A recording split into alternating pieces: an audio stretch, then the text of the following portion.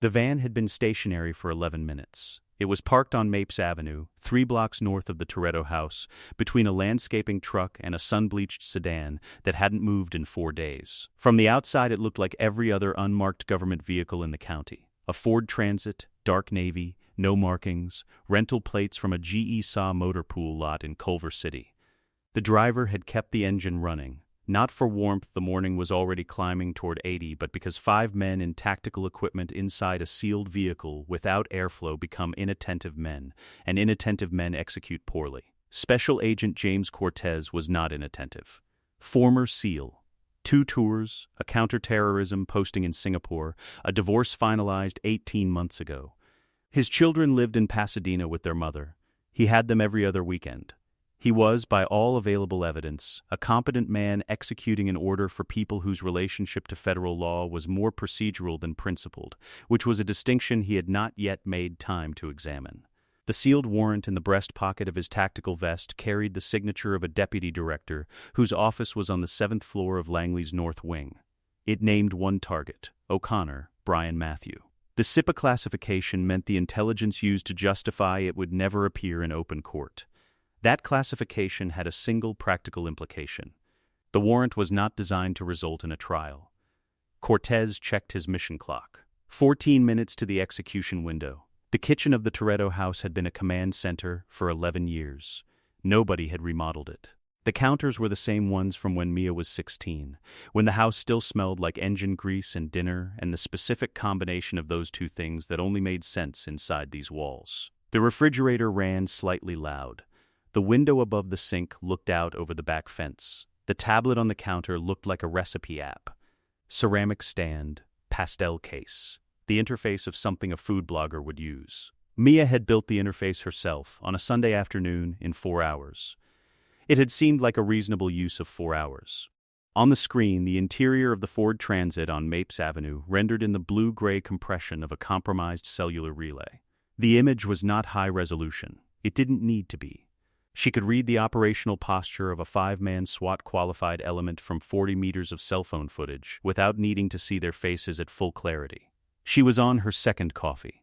The data underneath the feed gave her the rest. SAW motor pool registration, cross-referenced against the Langley, LA field office vehicle log, which she had accessed through a maintenance contractor's VPN that nobody had thought to audit in 3 years. Lead operative biometric match via a traffic camera pull 2 blocks east. Cortez, James A., GS-14, Special Operations Division, no prior contact with the Toretto operational file. That last detail mattered. A man with no prior contact was operating on someone else's intelligence picture. He didn't understand the shape of what he was walking into. He was following orders from someone who did.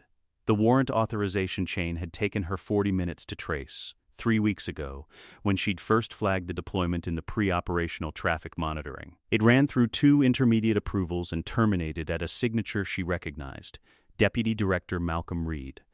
Reed's personal financial records, specifically the transfers into a shell company registered in Guernsey, associated with a private port security contractor with documented interests in the LA shipping channels Dom's crew had been disrupting in 2001, had been in her files since 2009.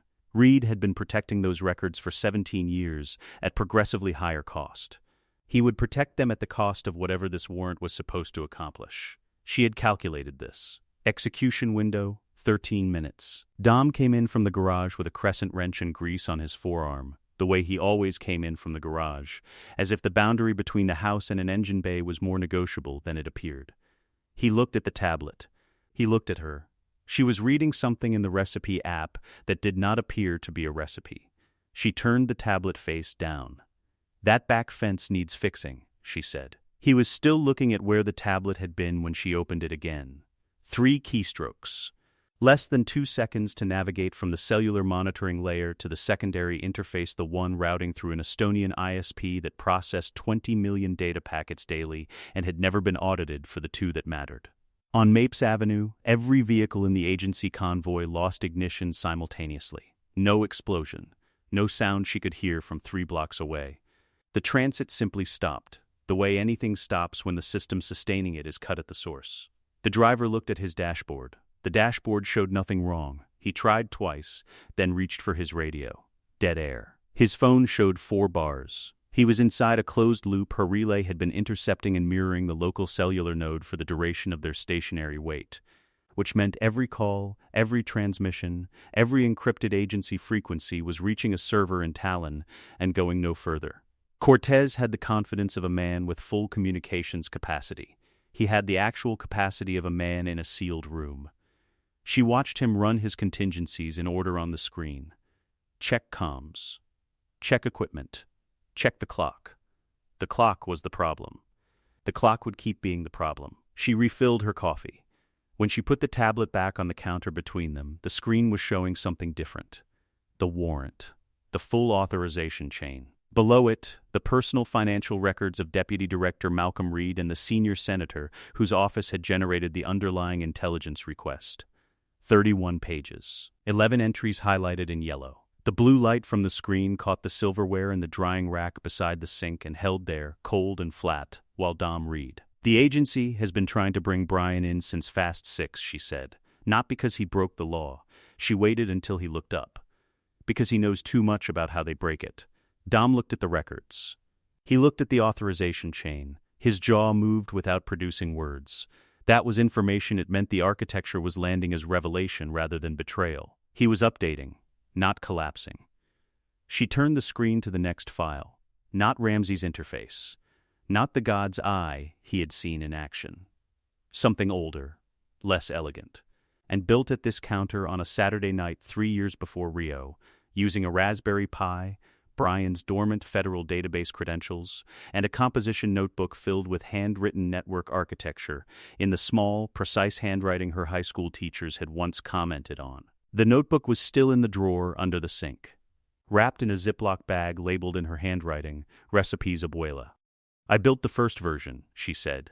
Ramsey improved it, made it clean. The concept was mine. Dom looked at the screen, then at the drawer, then at her. How long? Rio, operationally, she said. Longer, in terms of understanding what we were dealing with. On Mapes Avenue, Cortez checked his mission clock for the 3rd time. The execution order required action before 1500 hours to avoid a conflicting DSS jurisdictional window in the same grid. He was losing the window. He ran his final transmission attempt and found the same wall at the end of it. At 15:01, the convoy vehicles restarted. He pulled out without speaking. There was nothing to say. The operation had missed its window. The warrant had expired. He would file the report. Someone above him would decide what to do with a sealed order against a target who, on every available federal record, was a retired civilian who had not held active credentials in over a decade. She watched the transit clear the camera frame. She turned the tablet face down. Dom was still looking at her with the expression of a man holding a revised version of 20 years and trying to determine which of the load-bearing structures had changed. She picked up her coffee. The fence, she said. I'll call someone. The document file had a creation date of April 14, 2001. Mia opened it at the kitchen table while Brian sat across from her. And the timestamp alone produced a specific quality of stillness from him, the stillness of a man mentally converting a date into a context and arriving somewhere he hadn't expected to arrive. She turned the laptop to face him. The file was a text document. No graphics, no surveillance footage, nothing that would have required equipment she wouldn't have had at 23 in a market kitchen in East Los Angeles. Just observations. Typed in the spare numbered format she had used for everything she'd committed to record since high school. Because a numbered list required precision, and precision required that she be certain of something before she wrote it down. She had been certain. She had been certain in 3 hours. Brian O'Connor came through the screen door of the Toretto market on a Thursday morning in April, with clean sneakers, and an expression calibrated to the register of a man who belonged exactly where he was. The sneakers were white. Not just clean white, which meant new, which meant purchased recently as part of a presentation. Nobody bought white sneakers for a job that involved engine bays. He ordered the tuna sandwich. This was the second detail. The tuna sandwich was not a secret menu item. It was not remarkable. It had been on the board for 15 years, and a significant portion of the neighborhood ordered it without ceremony. But the way he ordered it carried the quality of something read rather than known, the confidence of a tourist who had done research rather than a local who had simply been hungry here before. He used the name without the pause that people who hadn't ordered it before usually inserted. The pause came afterward, slightly displaced, a half-second of satisfaction at his own execution. She registered it. She went back to the cooler. By noon, she had 5 entries in a composition notebook kept in the drawer beneath the cash register. The first was the sneakers. The second was the sandwich. The specific texture of a researched order rather than a habitual one, the behavioral signature of someone who had been briefed on local customs rather than shaped by them over time. The third, his forearm calluses, right hand inconsistent with habitual mechanical work. A mechanic's hands carry wear distributed across the palm, built from the torque of tools held at angles over a working lifetime. What Brian's right hand carried was concentrated first joint of the trigger finger, the inside heel of the thumb, consistent with a regular qualification schedule at a range. She had grown up around men who worked with their hands. She knew the difference by sight, and she saw it when he reached across the counter for his change. The fourth, the questions about Dom's schedule. He folded them into ordinary conversation with a smoothness that would have worked on someone less practiced at listening. Social curiosity asks about people. Operational inquiry asks about patterns. He wanted to know when Dom came in, when Dom left, whether Dom kept regular hours, whether Dom had standing appointments. He framed it as the interest of someone looking to get a car looked at. The questions mapped a surveillance window. The fifth, the car. She ran the plates through an impound contact she'd had since she was 19, a Los Alamitos lot supervisor, who owed a favor from a situation she had managed and never mentioned again. The 1994 Eclipse came back clean, completely clean. No parking tickets, no impound history, no violations of any kind across 4 years of registered ownership in East Los Angeles. Nobody with a modified sport import in this neighborhood had 0 parking tickets. 0 was not luck. 0 was maintenance. She closed the composition notebook. She went back to work. In the present, Brian read the file without expression. He read slowly, the way people read things that are simultaneously surprising and retrospectively obvious. Day 3, she said before he could ask. Day 1, I was still being fair. He looked up from the screen. You could have told Dom. She gave him a moment to hear what he'd just said. He took the moment. Dom confronts a federal undercover. The undercover burns his cover. Someone goes to prison or a hospital. The operation terminates. The family absorbs the consequence. She watched him run it to its conclusion in the time it took him to look back at the screen. You managed me, he said, not an accusation, an accounting. I managed the situation, she said. There's a difference. You were part of the situation. He wasn't wrong. For 11 months, from April 2001 to the night on the bridge, Mia had been deciding what Brian O'Connor believed he had discovered on his own. The race wars tip that positioned Dom against Tran, seeded through a third party, untraceable to her. The timing of certain deliveries that gave Brian the right observation window at the right moment. The conversations at the counter that were never as casual as they appeared, and always calibrated to give him enough to satisfy his handlers without exposing the operational structure that mattered. She had kept the undercover viable by keeping it bounded. She had decided its edges. She had managed its outputs. She had also used his federal database access. This was what she had been building toward. I pulled your internal surveillance file, she said. The FBI's active file on the crew. I needed to understand the full shape of what we were dealing with. She opened a second document, denser than the first, formatted with the compression of an official record assembled by institutional hands over institutional time. While I was inside the database, I found something else. Special Agent Roy Bilkins, the handler who had authorized Brian's undercover placement, who had signed the operational order that put a federal officer inside the Toretto family's orbit, was receiving quarterly payments from a holding company registered in Delaware. The holding company's primary shareholder was a private port security contractor with documented commercial interests in the Los Angeles shipping channels. Specifically the channels that Dom's crew, through the pattern of their truck hijacking routes across the I-10 corridor, had been inadvertently disrupting. The federal case had a law enforcement justification. It also had a corporate one. Part of the warrant wasn't a matter of federal interest in truck hijackings. Part of it was a contractor protecting its logistics infrastructure by pointing a badge at the disruption. Bilkins was protecting a revenue stream, she said. The federal case was real. The interest behind it was also a business decision.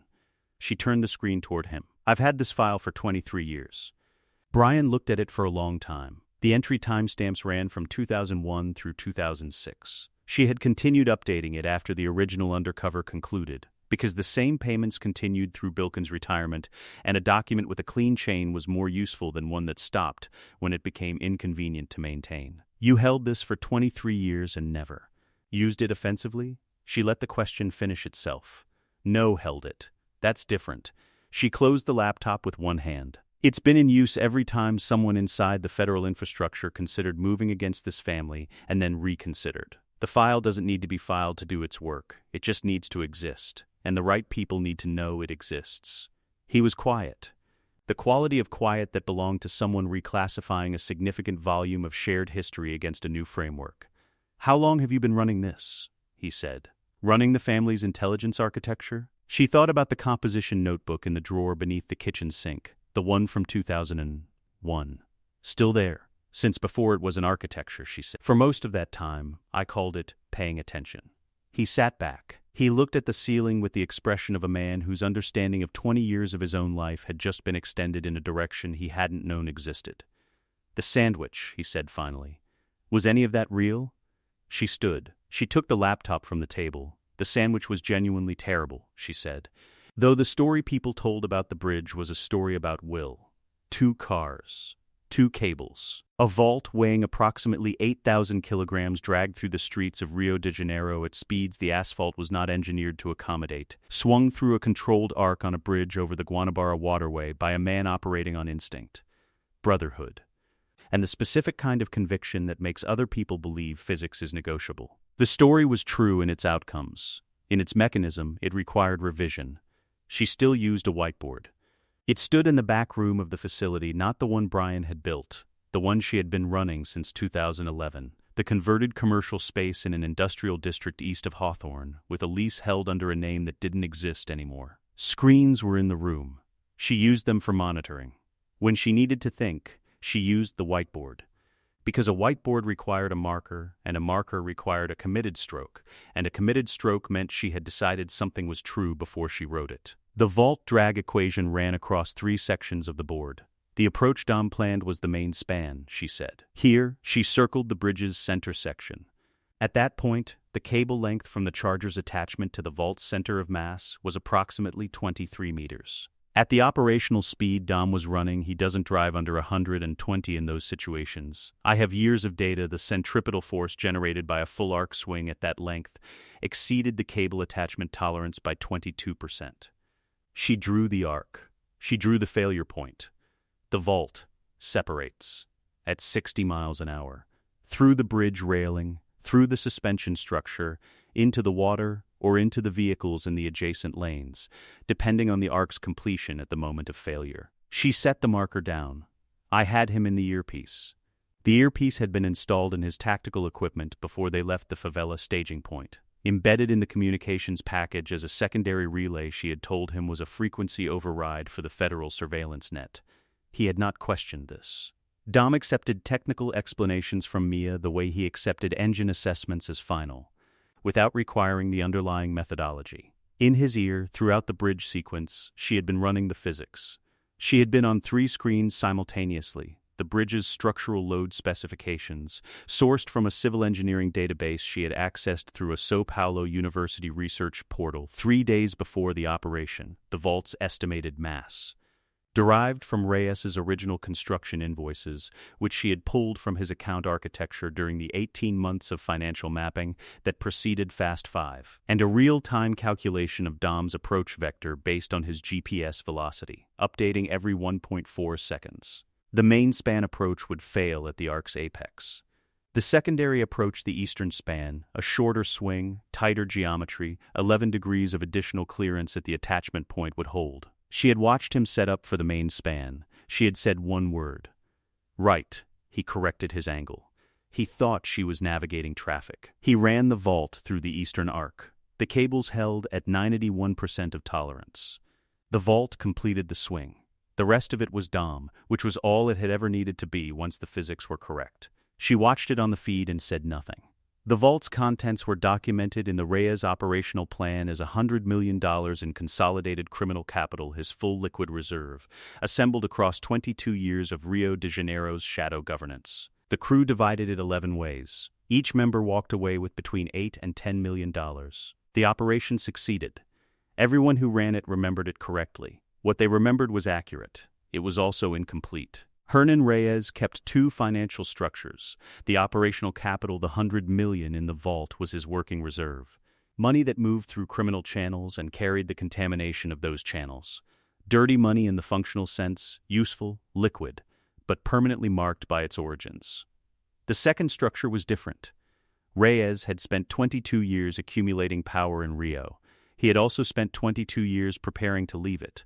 The Liechtenstein Trust had been built over a decade through a private banking relationship with a Vaduz institution that asked no questions of clients whose account minimums met a certain threshold, entirely separate from his operational infrastructure, managed through an offshore nominee structure with no visible connection to any Reyes family entity, sufficiently clean to be functionally untraceable by any financial intelligence methodology she was aware of. The access codes were in his physical ledger. The ledger was inside the vault. She had 15 seconds with the vault's open contents before the federal response closed on their position. 15 seconds was enough for cash inventory by denomination block.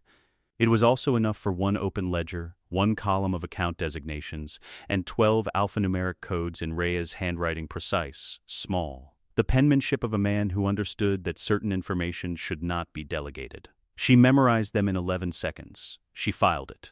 She said nothing to anyone. Over the following 18 months, she accessed the Liechtenstein Trust through a private banking portal via a VPN chain that terminated in Singapore, routed through 2 intermediary relays she had configured specifically for this class of transaction. The transfers were incremental, 6 of them, spread across 14 months, each time to Reyes's own automated reinvestment protocols, which continued to execute on the Trust's management calendar, because the Trust didn't know Reyes was dead, and the bank didn't know it was being drained. Against his own system, the transfers read as normal reinvestment activity. No velocity flags, no unusual counterparty alerts. The 6th transfer completed on a Tuesday morning. She was making breakfast when it confirmed. She noted it in the composition notebook. She closed the page. She made the coffee. The final total transferred, $47.3 million. She had moved it into the foundation layer, the shell structure that predated Fast 5, and would become the operational reserve for everything that followed. Not personal, not available to the crew. The crew had their money. This was something different. This was the difference between a family that was comfortable and a family that was permanently protected, which was the only metric that had ever interested her. She opened the account in front of Dom at the kitchen table 18 years after the bridge. Current balance, with compounded investment growth across 7 offshore instruments. The number on the screen was large enough that he read it twice. He stared at it for a long time. That's the operating budget for a mid-sized intelligence agency, she said, or a family that never has to run again, depending on what you need it to be. He looked up from the screen. Why didn't you tell us? She had prepared for this question the way she prepared for all questions she expected, by deciding in advance what the precise true answer was and whether giving it served anything. It served this. Because family doesn't run on money, she said. It runs on the feeling that everything's going to be okay. She turned the screen back toward herself. The money is what makes that feeling true. It only works if you can't see the infrastructure. She paused. The moment you know the net is there, you stop trusting your own balance. Dom was quiet. He looked at the table. He looked at the number. The word in my ear, he said. On the bridge. Yes, you were watching my physics. You didn't need anything else, she said. You just needed the angle. He sat back. He looked at her with the long, recalibrating attention of a man who has spent 20 years believing a particular version of the story he lives inside, and is now doing the work of understanding which version was always true. She let him look. The whiteboard in the back room still had the arc on it, the vault's trajectory in blue marker, the failure point circled in red, the corrected line running clean to its conclusion. She hadn't erased it. She kept records of everything she'd had to fix. The safe house in Vauxhall had been operational for 6 days. It was a converted ground-floor flat on a residential street 2 kilometers from the Thames, leased through a property management company with no visible connection to any government entity and no lease riders that would have interested a standard tenancy review. The previous occupant had left a bookshelf and a kettle. Mia had left them both. Operational anonymity was maintained most effectively through the retention of ordinary objects. The terminal on the folding table was not ordinary. 4 screens, running on a dedicated cellular uplink independent of the building's internet infrastructure, sourced through a relay she had configured in a server room in GDASC that processed enough legitimate commercial traffic to make 2 additional data streams invisible at the volume level. The screens showed the motorway grid, the Metropolitan Police radio network, the London Traffic Management System's real-time camera array, and a 4th window she had opened 40 minutes ago and had not closed since. The crew was north of the city, running Owen Shaw's convoy toward a tank. Mia was watching something else. The digital signature had first appeared in the aftermath of Fast 4. She had been monitoring Braga's financial architecture in the months following his arrest, not for the money, which was federal evidence and therefore untouchable, but for the structure. Criminal financial infrastructure survived the people who built it. The relationships, the routing channels, the offshore instruments, these persisted, reorganized, found new principles. Understanding what Braga's network looked like after Braga was how you understood who inherited it. What she found was not inheritance. What she found was a presence that had preceded Braga, a layer of digital security architecture within his communications network that did not match Braga's operational intelligence level. Braga was effective in his domain and technically limited outside it. Someone had built the secure layer for him. Someone with a level of sophistication that left traces only at the layer most analysts never thought to check. Not the communications themselves, but the infrastructure of the infrastructure. The authentication protocols. The key rotation schedule. The specific way the network handled attempted intrusions, not blocking them but logging them silently and routing the intruder to a mirrored environment. A technique documented in academic security literature in 2004 and implemented operationally by fewer than a dozen known actors worldwide. She had filed it. Unknown actor, high capability. She had marked the architectural fingerprint with 12 identifying characteristics. She had waited. In Rio, monitoring Reyes's network during the approach to Fast 5, she encountered the same 12 characteristics. Same authentication architecture. Same silent intrusion logging. Same key rotation interval 72 hours, which was longer than standard and shorter than casual. The interval of someone who understood that regular rotation was necessary and excessive rotation was its own form of signal. Someone had been advising Reyes too, the same person who had been in Braga's walls. She updated the file. Unknown actor, high capability to confirmed contacts. She noted the timeline. The actor had been present in both networks during the period preceding federal action against both targets. Observation pattern consistent with a long-term intelligence collection operation rather than operational partnership. Not advising Braga and Reyes, watching them, using their networks as collection platforms. Someone was running a private intelligence operation against the criminal infrastructure the Toretto family kept colliding with.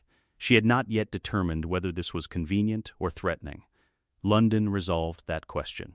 Owen Shaw's communications infrastructure was technically sophisticated in a way that Owen Shaw's background partially explained and did not fully account for. He was former SAS. He had intelligence community adjacency and demonstrated technical capability. His network security was good. It was also too good. Specifically, too good in the ways that matched 12 characteristics she had been carrying in a file for 4 years. The same actor. The same fingerprint. Braga, Reyes, Shaw, 3 separate criminal networks, 3 separate operational theaters. One invisible presence running collection through all of them. She had 40 minutes to think about what that meant before the motorway operation required her attention. She spent 38 of them thinking. She spent 2 on the power grid. The London smart metering rollout had begun in 2011. By 2013, approximately 40% of the city's residential and commercial meters were networked connected to a central management system operated by the distribution network operator. Remotely readable, remotely adjustable, theoretically secured against external access by a proprietary encryption standard the operator had commissioned from a contractor and had not audited since deployment. She had found the vulnerability in the auditing gap 7 months earlier during a preliminary London reconnaissance. Not because she had needed it then, because London was a city where she would eventually need it, and the time to find a tool was before you required it. The motorway corridor required a cleared environment. The crew's vehicle operations would handle the convoy. The environment was her domain. She needed 3 minutes before the Metropolitan Police grid closed on the corridor. The police response time from the first reported incident was documented in the Traffic Management System's incident logs, which she had been reading for 6 days. 4 minutes, 12 seconds at median. She was working with margin. The brownout covered a 1 kilometer radius centered on the motorway corridor. She had calculated the radius to include all traffic signal infrastructure on the 3 parallel response routes, while excluding the corridor itself, a targeted withdrawal of city visibility, rather than a general blackout. Traffic signals went dark on the secondary roads. The street camera network serving the corridor lost feed. The emergency dispatch terminal at the Lambeth Control Center registered the outage as a grid fault in the smart meter management system, which would require a physical engineer inspection before it could be escalated, which would take a minimum of 22 minutes. She triggered it from the 4th screen with 4 keystrokes. Then, she went back to watching the motorway. The crew had their blackout. From inside the operation, it read as the city cooperating with them, the specific irrational sensation of a plan working cleanly, which experienced operators knew better than to trust, but trusted anyway, because the alternative was running everything with the weight of contingency on your back. She watched Dom take the tank without the weight of contingency on his back. She had put it on hers. On the 4th screen, with the motorway feed running in her peripheral attention, she worked her way backward through the communications architecture of Shaw's network toward the unknown actor's server presence. Not penetrating, not yet. The moment you moved aggressively inside an unknown actor's infrastructure, the unknown actor knew you were there. She had maintained her distance through 3 separate contacts across 6 years. She had not broken it. She traced the signature to a server cluster in Frankfurt. Commercial hosting facility, legitimate tenant mix, the specific kind of infrastructure that processed enough ordinary traffic to make a sophisticated tenant invisible at the macro level. She noted the facility. She noted the routing architecture leading into it: 4 hops, 2 of them through anonymizing relays, 1 of them through a node she recognized from an agency signals intelligence summary she had accessed through a federal database connection in 2011. The node was agency adjacent. The unknown actor had agency infrastructure in their routing chain. This was either an agency operation or someone who had penetrated an agency relay. Both answers were significant in different directions. She filed what she had. She did not reach into the Frankfurt cluster. She added 1 entry to the file, which now ran to 11 pages across 6 years of passive observation. Cipher Frankfurt node. She watches the family. She does not know I watch her. Maintain distance. She cannot know this operation exists until I understand the full shape of hers. The correct move is patience. Patience is the only move that doesn't reveal the observer. She closed the file. On the motorway feed, Dom was on the bridge. She ran the angle on reflex distance to the vehicle, speed, the structural tolerance of the railing, the physics of a man throwing himself off a moving car at operational velocity, and made the assessment in the time it took the scene to resolve. He was going to be fine. He was always going to be fine when the physics were correct. She had not told him about the power grid. She would not tell him about the Frankfurt cluster.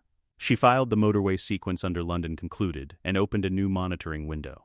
She began building the Cipher file forward, working from the Frankfurt node outward, mapping what she could reach without crossing into the infrastructure. The crew would debrief in the morning.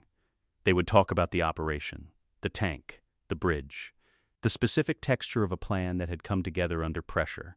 They would say the city had given them a clear road. She let them say it. The city hadn't given them anything. She had taken what they needed from it. There was a difference, and the difference was the work, and the work was invisible by design. She made the kettle earn its presence on the shelf. She kept watching Frankfurt. The birth registration came through a hospital monitoring flag on a Tuesday in August, 8 months before Cipher made her move. The monitoring protocol covered 47 medical facilities across 7 jurisdictions where the crew had documented operational presence or residence history. Passive surveillance, the kind that produced mostly noise and occasionally something worth noting. The flag was routine in its generation and not routine in its contents. A live birth, male, registered to a mother named Alina Neves at a private clinic in the Dominican Republic under a secondary identity she had been maintaining for 14 months. Mia opened Alina's file. She made 2 assessments in sequence. First, that Dom did not know. Second, that Cipher, who had been monitoring Dom's network since the Reyes operation, would know within a shorter time than Mia could be comfortable with. She began building the contingency immediately, not because she expected the worst, because building a contingency costs nothing except preparation time, and preparation time spent on a scenario that never materializes is the best possible outcome. 8 months later, Cipher made her move. The flag that confirmed Dom had been activated as a coerced asset came through at 3:14 in the morning, Pacific time. She was asleep. The alert protocol ran on 4 tones, escalating by severity. She had set the 4th tone to trigger only on confirmation class events. Not suspected threats, not probability assessments, but verified operational deployments affecting a family member directly. She was at the terminal in 4 minutes. Dom's behavioral pattern across the previous 18 hours reconstructed through cellular telemetry, surveillance camera pulls, and 2 field asset reports from contacts in the Northeastern Operational Theater indicated controlled action against direct instruction from his own crew. Not defection. Coercion. She had modeled this scenario. She had not wanted to model it, which was precisely why she had modeled it carefully. The scenarios you are reluctant to examine are the ones that require the most rigorous examination. She went to the whiteboard. The options resolved into 3. Option 1. Full network activation against Cipher's mobile command platform. She had the aircraft's tail registration. She had the technical specifications for its avionics and security architecture. A sustained intrusion attempt at full network capacity might locate the child's position within 6 to 10 hours, with a moderate probability of successful extraction if combined with a DSS black flag contact she held on retainer. She wrote the probability on the board. Beside it, she wrote the counter-response time. Cipher's operational security protocol for a detected intrusion on her primary mobile platform was documented in a NATO counterterrorism intelligence summary she had accessed in 2016. Detection threshold to execution order, approximately 4 minutes. Execution order to physical action against a primary leverage asset, variable. But the variable compressed toward the short end when the asset was an infant, and the leverage objective was compliance. She would not reach the child in 6 to 10 hours if Cipher's response was measured in minutes. She crossed out option 1. Option 2. Surgical single target extraction. Leave the child the primary leverage instrument. Too volatile to approach without triggering the execution timeline and attempt to move Elena alone through a third-party contact in Queenie Shaw's European Medical Transport Network. She wrote the probability. She wrote the counter-response. Then she sat in the folding chair in front of the whiteboard and looked at what she had written. Elena extracted alone meant Dom's son remained in Cipher's control. It resolved nothing. It produced a different configuration of the same crisis with one fewer person in immediate danger and the leverage instrument intact. Cipher would respond by demonstrating that the leverage remained operable. She had read Cipher's operational history for 3 years. She knew how Cipher demonstrated things. She crossed out option 2. Option 3 was what remained when the other options had been examined correctly. She wrote it in 3 lines. Do not approach Elena. Do not approach the child directly. Monitor infant vitals. Maintain passive surveillance. Hold the one card that requires no direct contact. She underlined the last line. She put the marker down. It meant Elena stayed in Cipher's hands. It meant the extraction timeline belonged to Dom's performance as a coerced asset and to whatever the crew could mount externally without Mia breaking cover, without revealing the network's existence, without giving Cipher a target she currently did not have. It also meant Elena's safety was not guaranteed by this option. She had known that when she wrote it. The Honeywell Apex Avionics Management Suite, version 4.3.2, ran the environmental controls and door locking systems on Cipher's primary mobile command platform as a secondary function of its main flight management integration. The version was identifiable through the aircraft's FA maintenance record, which listed the avionics suite by designation during a 2015 certification renewal. The 0-day in version 4.3.2's environmental control subsystem had been documented by a security researcher in Tallinn in 2016. He worked on retainer for an agency-adjacent contractor, which meant the vulnerability had been disclosed through channels that did not route through public databases. It had never been patched. The firmware update required was not yet incorporated into the aircraft's maintenance schedule, and nobody outside the researcher's disclosure chain knew the vulnerability existed. She had been inside that disclosure chain since the document's first distribution. She had held the exploit for 4 months. She had confirmed Cipher's aircraft as running the vulnerable version 3 months ago. She had been waiting not for the earliest opportunity, for the precise moment when using it would accomplish the maximum possible result without revealing that she had been watching Cipher's infrastructure across years of passive observation. The moment arrived on a Tuesday evening over the North Atlantic corridor, when Dom was running his final approach to Cipher's aircraft and needed one door in one section of the plane to be unlocked for a window measured in seconds. She triggered the exploit through a satellite relay pre-positioned for this jurisdiction. The command executed in 4.3 seconds. The nursery door unlocked.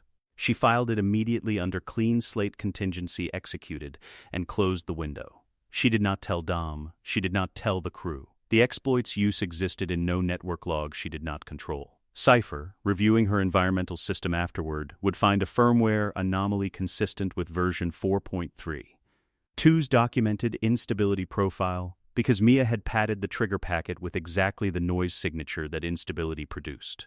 It would read as a malfunction. It was not a malfunction. That night, alone in the kitchen after the operation closed, she took out the composition notebook. Not the encrypted drive. Not the secure terminal. The composition notebook, the same brand she had used since she was 16, bought in packs of 4 from the same drugstore on Figueroa. Because certain things should exist in a form that required a physical hand to access, and could not be reached through any architecture she had built, or any architecture built against her. She wrote Alina's name at the top of a clean page. Below it she wrote the name Alina had given her son. She sat with both names for a moment that had no operational component. Then she wrote, "I made the right call. I will spend the rest of my life knowing I made the right call." She did not add to it. There was nothing to add. The statement was the record, and the record was honest, and honesty was the only thing she could offer Alina now. Not justification.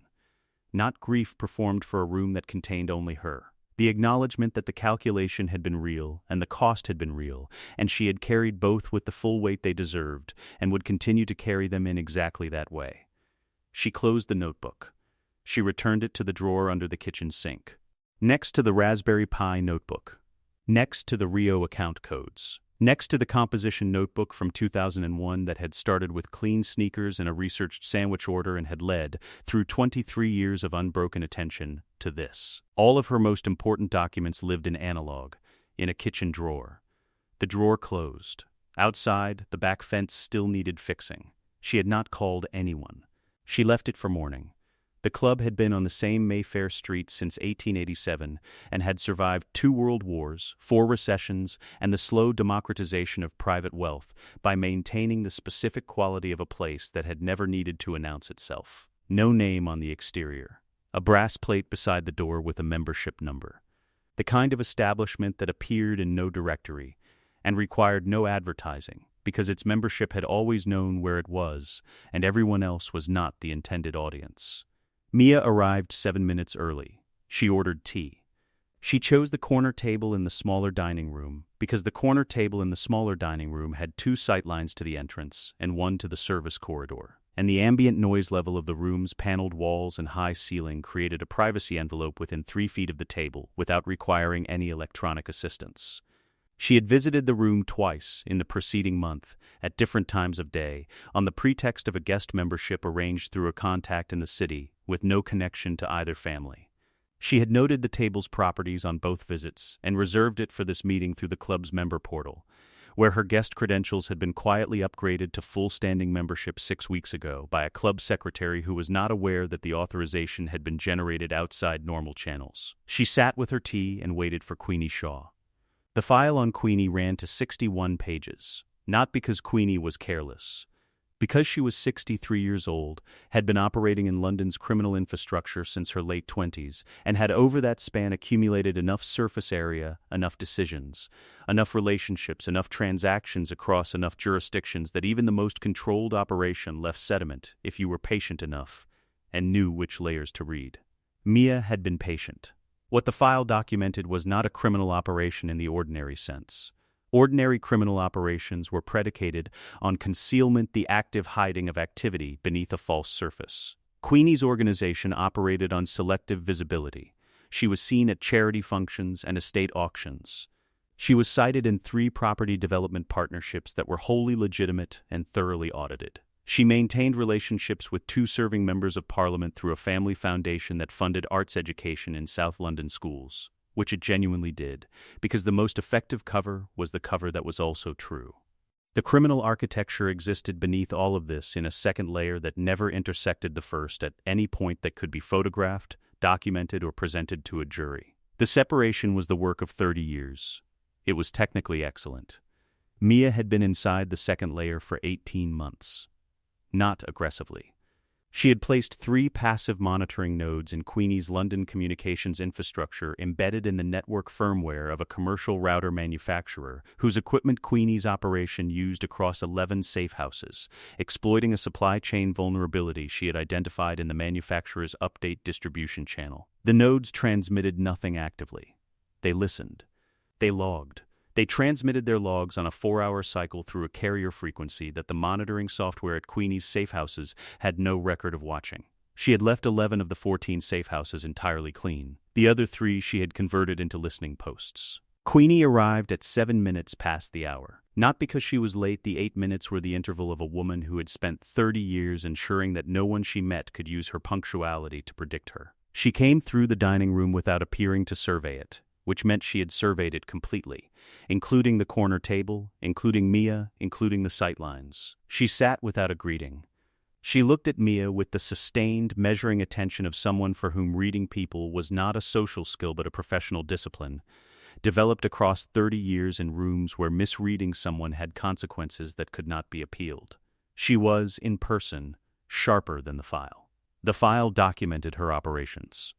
The person across the table was the architecture behind the operations, which was a different category of intelligence and not fully capturable in 61 pages. "You're younger than I expected," Queenie said. "You're exactly what I expected," Mia said. "I've been reading your file for 4 years." A pause. Not the pause of someone caught off guard. Queenie Shaw did not display surprise in the recognizable sense. The pause of someone recalibrating the entry angle of the conversation. "Most people who read files about me," she said, "are employed by institutions I have relationships with." "I'm not employed by an institution," Mia said. "I am one." She opened the folder on the table. The first document. 14 addresses.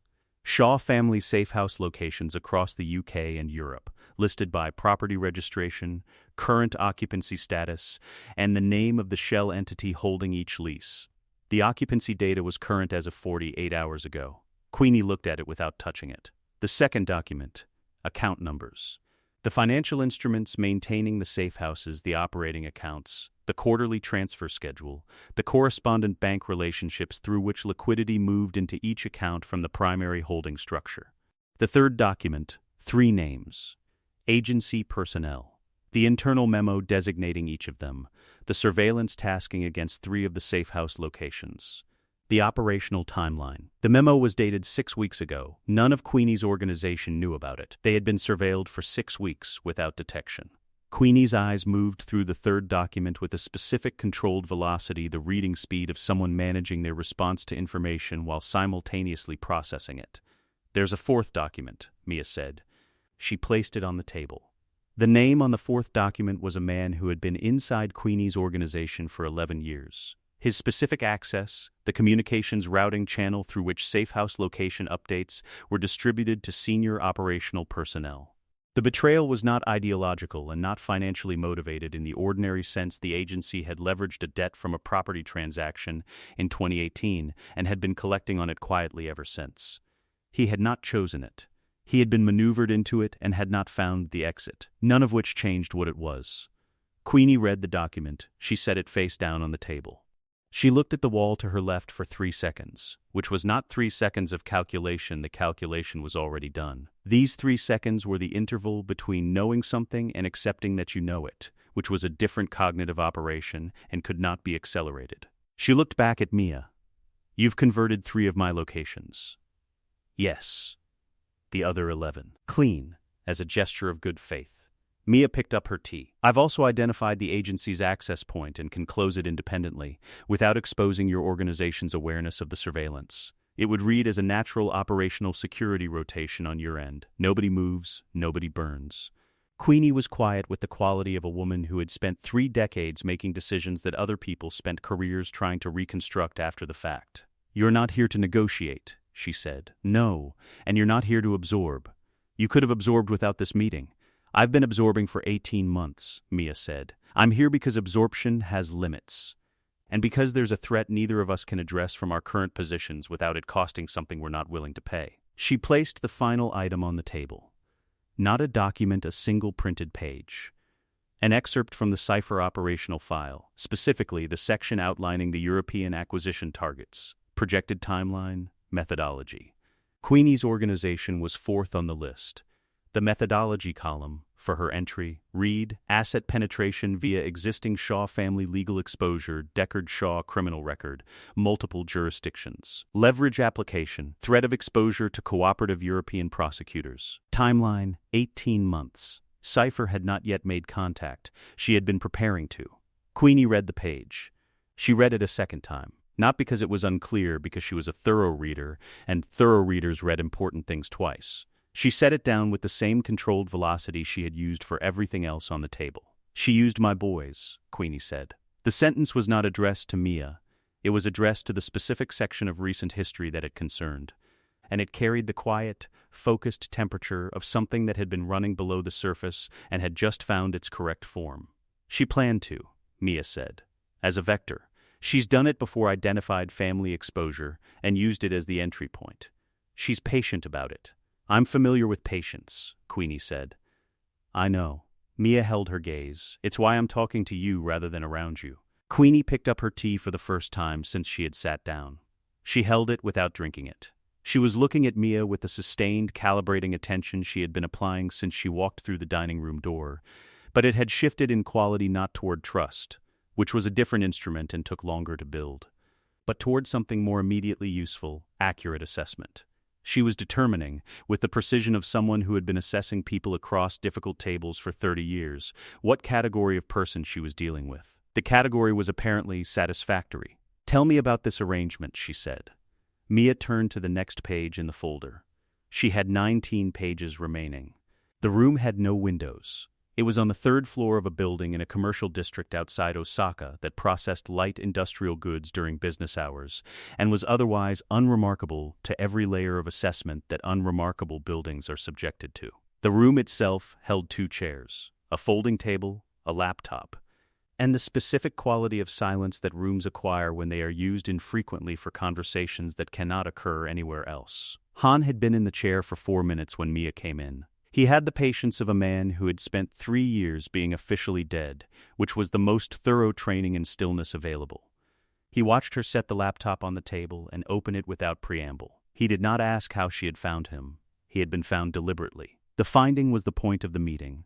The footage was from a traffic monitoring camera mounted on a signal pole at the northeast corner of the Shibuya intersection. Timestamp, 2006. The image quality was consistent with the municipal camera infrastructure of that period, compressed, slightly desaturated, the kind of recording that documented enough to be useful and too little to be definitive. She turned the laptop to face him. "I'm going to walk through the sequence," she said. "Tell me if anything I describe contradicts what you experienced." He looked at the screen. He nodded once. She pressed play. "Timestamp 0, she said. Shaw's vehicle enters the intersection from the northern approach. On the screen, a black Mercedes turned into the frame. The image was clear enough. I had Shaw's rental vehicle GPS telemetry from a flag placed on his alias when it entered Japanese Customs 40 1 hour earlier. The northern approach was his third route variation. In 11 minutes, he'd run 2 reconnaissance passes through adjacent streets before committing. Standard counter-surveillance protocol for a sanctioned hit. Professional, the northern approach used a camera-blind zone between the 2 municipal poles covering the intersection. She paused the footage. He selected the approach that minimized recording of his vehicle's positioning. He did not know that I had access to a private security camera mounted by a Shibuya commercial tenant on the building at the intersection's northwest face. That camera covered his blind zone. She tapped the corner of the screen. This footage is from that camera, not the municipal record. Han looked at the corner. He looked at her. She pressed play. Timestamp 4 seconds. Impact, the collision was fast and complete and final in the way of things that cannot be revised. Han watched it with the focused attention of a man reviewing something he had experienced from the inside and was now seeing from the outside for the first time. His face did not perform anything. The impact was real. she said. I want to be precise about that. Preventing it was not the operational goal and was not achievable within the constraints I was working with. Shaw had to believe the hit was complete. The goal was survivability within the impact, not prevention of it. She opened a second window on the laptop. The same scene, overlaid with a false color thermal imaging render. The burning vehicle showed in the expected spectrum, the engine block in deep orange, the fuel fire spreading from yellow to white at its core, the chassis radiating outward in the graduated scale of metal-absorbing heat. Standard vehicle fire thermal signature. Any first responder, any police thermal operator, any aerial surveillance asset looking at this image would have read it as complete vehicle engulfment. One zone read differently. A circle approximately 1.8 meters in diameter positioned in the vehicle's rear driver's side section. Blue, cold, in a burning car, which was physically impossible and therefore not what any trained thermal analyst would expect to see. The drone was positioned 40 meters above the intersection, she said.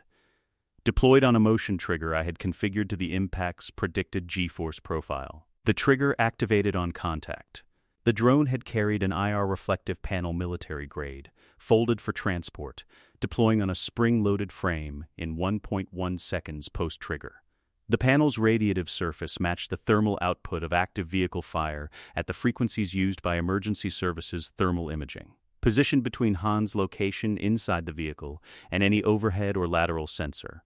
It presented a false heat source. The sensor read fire where the panel was radiating. Han's actual position read as the cold gap behind it. Police thermal reacquired the vehicle at the 53-second mark, she said. Your window was 43 seconds from impact to exit. You were briefed on this 72 hours before the operation. He had been. He remembered the briefing as the most specific and least comfortable conversation of his professional life, conducted in a room not dissimilar to this one by a contact he had understood, at the time, to represent nobody's organization. The contact who briefed me, he said. Worked for me, she said. Nobody's organization provided the cover designation. The operation was mine. He processed this. He looked at the thermal overlay. The cold zone, he said. The fire retardant suit. Standard aerospace grade, rated for the temperature range.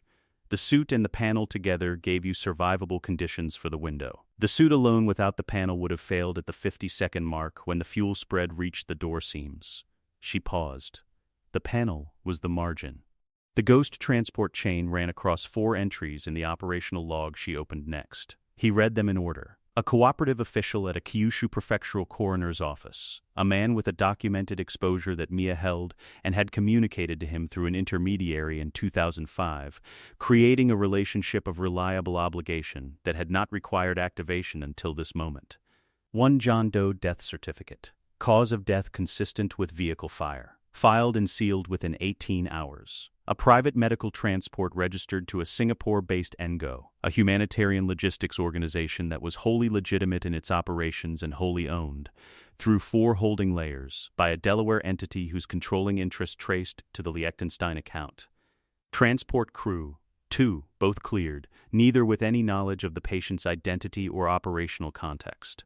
The patient moved within 46 hours of the incident from the Kyushu facility to a private medical clinic outside Chiang Mai. Significant burns, survivable, a 6-month recovery under a treating physician who asked no questions because her research funding for the preceding 3 years had come through a scholarship foundation that Mia had also built.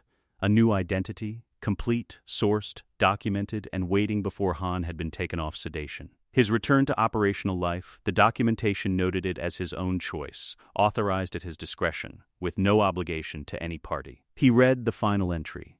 He looked at the table for a moment. Why? He said. She had anticipated the question.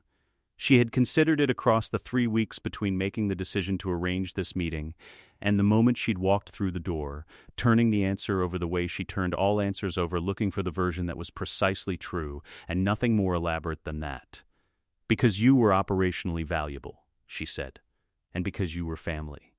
A pause. I try not to rank those things. He looked at her with the expression of a man receiving an honest answer that was not the answer he had expected and was adjusting accordingly. He took the remote from the table. He turned back to the laptop. He played the crash footage from the beginning. She waited. He watched it through to the impact. He let it run past it, the fire, the emergency response, the coroner's vehicle arriving at the edge of the frame 22 minutes later. He paused it. The drift, he said. She knew which drift. In the impact sequence. My car moved 2 degrees left of Shaw's initial contact vector. He looked at her. I felt it. I assumed it was torque variance from the collision. The drone's static field generates a minor aerodynamic effect at low operational altitude. I had run the impact physics at the planned contact angle. At the original vector, your vehicle's rear section would have contacted the building fade rather than the signal pole at the intersection's edge. He was quiet for a moment, running the geometry. The building, he said. The structural differential between a cast concrete fade and a signal pole, at that velocity, at that angle of contact, changes the survivable zone by approximately 40%. She held his gaze. The pole gave the suit and the panel the conditions they were rated for. The building would have exceeded them. He sat with this. You corrected my crash. I corrected the contact geometry, she said. 2 degrees. The drone's positioning relative to the intersection placed the static field effect in the correct sector. It required the drone to be 4 meters further east than the optimal IR panel position. A pause. That was the trade. He looked at the frozen frame on the screen, his own car, the pole, the fire that had looked complete from every angle the world had access to. You saved my life by accident, he said. She shook her head once. Minimal. I saved your life by calculation, she said. The margin was intentional. He looked at the screen for a long moment. Then he looked at her with an expression that had several things in it simultaneously: grief that had been living at a permanent address for years, and something underneath it that was more complicated and more present, something that had not yet decided on its name but was no longer only grief. He turned the laptop to face her. He pressed play. He watched his own death from the beginning, one more time, in full, now knowing the shape of the architecture that had held him inside it. She let him watch. She waited. Outside, Osaka moved through its morning in the specific register of a city that did not know it contained this room, this conversation, this precise accounting of what it had cost to keep one person alive across 17 years of careful, unacknowledged work. It never needed to know. The work didn't require witness. It only required that it had been done. The operational file on Jakob Toretto had a creation date 3 years after Fast 1 and ran, by the time of this accounting, to 847 pages. It was the longest file in the archive, longer than Cipher's, longer than Reyes's, longer than the file she kept on the agency infrastructure that had been moving against the family since 2009. The length was not a function of complexity, it was a function of duration. A decade of ground operations across 4 continents, documented in the compressed, numbered format she used for everything she committed to record. The file's classification designation was cardinal. She had chosen the name because a cardinal moved through its environment with complete assurance and was never where you expected it to be, and because Jakob, when she found him, was already operating that way without knowing anyone was watching. She found him in São Paulo in 2004. Private military contractor, mid-tier operation. The kind that existed in the gap between legitimate security consulting and the work that legitimate security consulting firms sent elsewhere. His operational role was direct action, the specific category of work that required someone technically proficient, psychologically durable, and sufficiently detached from the outcome to execute without the hesitation that attached people accumulate. He was 26. He had been running this way for 3 years.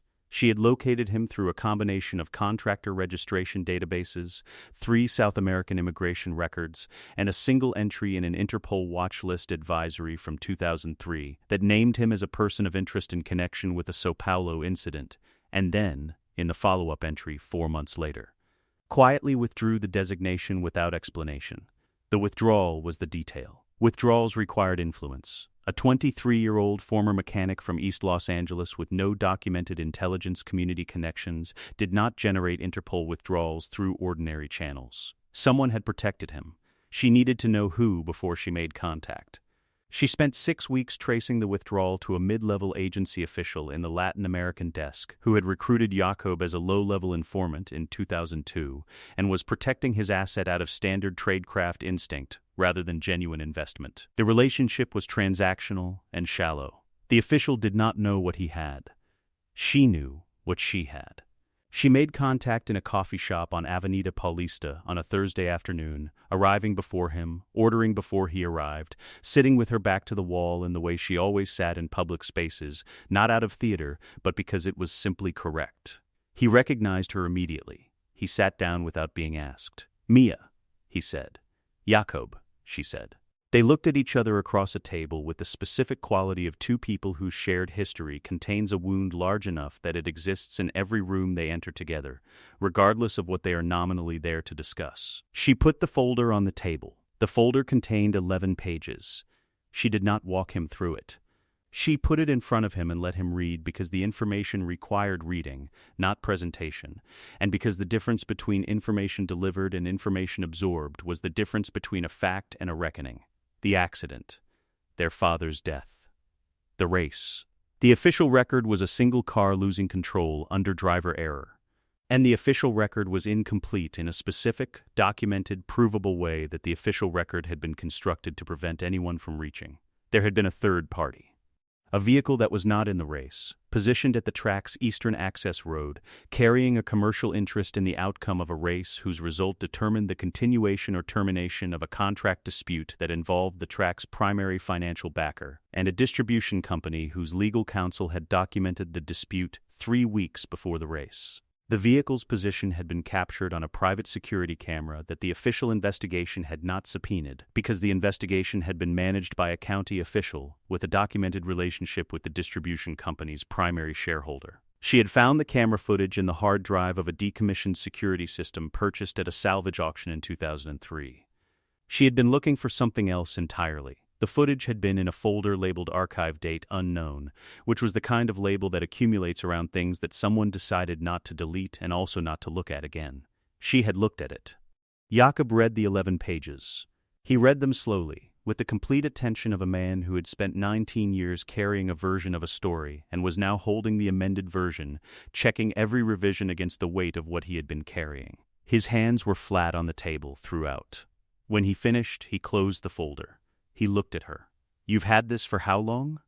"Long enough to verify it completely before bringing it to you," she said. "I wasn't going to bring you something incomplete." He looked at the folder. He looked at the coffee shop. He looked at the middle distance that people look at when the thing they are processing is too large for any of the available surfaces.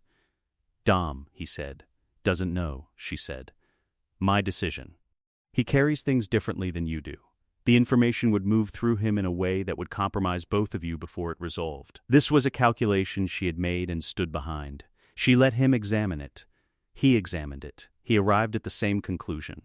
"What do you want?" he said. She wanted an operator. Specifically, someone who could move through the criminal and intelligence infrastructure she had been mapping since Rio without the institutional limitations of a government affiliation or the visibility problems of anyone directly associated with the Toretto name. Someone with the specific skills set that direct action work produced when it was applied over time to a person with genuine intelligence rather than merely functional competence. Someone angry enough to commit fully and disciplined enough to execute correctly. She explained the network. Not the full scope required trust that a first conversation could not establish. She explained the shape of it, the architecture, the adversary. She explained Cipher without naming her yet. She described the operational signature she had been tracking since 2009, the 3 criminal networks, the Frankfurt cluster, the pattern of a private intelligence collection operation running beneath the surface of every threat the family had encountered across the preceding decade. She explained what she needed Cardinal to do: ground operations, cell dismantlement, counter-surveillance in theaters she could not reach remotely, the kind of work that required a physical presence and a practiced hand, and the specific patience of someone who understood that the objective was not the individual operation but the cumulative effect of 17 operations across a decade on an adversary who did not know they were being systematically reduced. She told him the cover was mercenary work. His existing contractor relationships would hold it. The agency contact who had protected him would continue to receive managed intelligence that maintained his informant designation without revealing the actual operation. He would appear to work for nobody in particular. He would work for her. "Nobody doesn't know about this," she said. His organization provides occasional infrastructure. He believes the dismantlement operations originate from his own planning. He is an effective man who does not require the complete picture to do his portion of the work correctly. Jakob looked at her. You're running your own intelligence operation inside nobody's operation. I'm running my own intelligence operation, she said. Nobody's infrastructure is one of the tools available to it. Cardinal ran for 11 years, 23 operations across South America, Eastern Europe, and Southeast Asia, 17 fully successful by the metric she used, which was not the metric of visible outcome but of structural effect, the specific damage to Cipher's operational capacity, measured in the loss of each dismantled cell's contribution to the network's aggregate capability. 4 partial successes. 2 failures, both traceable to a compromised asset inside nobody's organization who had been passing operational summaries to an intermediary for 14 months before Mia identified the channel, documented it, and neutralized it through a counterintelligence operation that nobody believed he had run himself. The cumulative effect of 23 operations across 11 years, Cipher's global capability by the time of the F9 events was running at 40% of its 2012 capacity. Her reach had been confined to 3 primary theaters. Her personnel infrastructure had been reduced through attrition and recruitment interference to a fraction of its prior depth. She had been losing, slowly, for a decade, without knowing she was losing or who was running the loss against her. They stood in front of the tactical board the way they had stood in front of tactical boards for 11 years, without ceremony, without the weight of reunion pressing on the work, because the work had never stopped, and the reunion was simply the continuation of it, in a room where they were both physically present rather than coordinating across encrypted channels. The board showed the current theater map. 3 remaining Cipher cells. Projected dismantlement timeline. The F9 events had altered the architecture. Jakob's deep cover operation had generated intelligence on Cipher's outer network that compressed the timeline by 14 months. Dom doesn't know you helped save his family, she said. He'll figure it out, Jakob said. He won't. She marked a cell location on the board. He'll attribute it to his own competence. He needs to. Jakob looked at the board. The corners of his mouth moved in the way they moved when something was true and also absurd in equal measure. Yeah, he said. He will. She updated the timeline. She handed him the marker. He marked 3 approach vectors on the Eastern Theater without being asked. Because they had been working together long enough that the division of the board was intuitive, she read the architecture. He planned the ground. She let him work. There was a question that existed at the edge of the room, unasked, that concerned the F9 event specifically. The role he had played, the full commitment of the performance, the cost of allowing his brother to believe the worst of him for the duration of an operation that required it to be believed completely. She did not ask it. She knew the answer, and the answer was not information she needed confirmed. She had told him, before the F9 operation began, that the deep cover required complete performance. That complete performance meant Dom would have to believe it. He had told her he was willing. She had told him she knew he would be. The question that remained, the one neither of them asked, and both of them carried, was a different one. Not whether it had been real, whether any of it had been.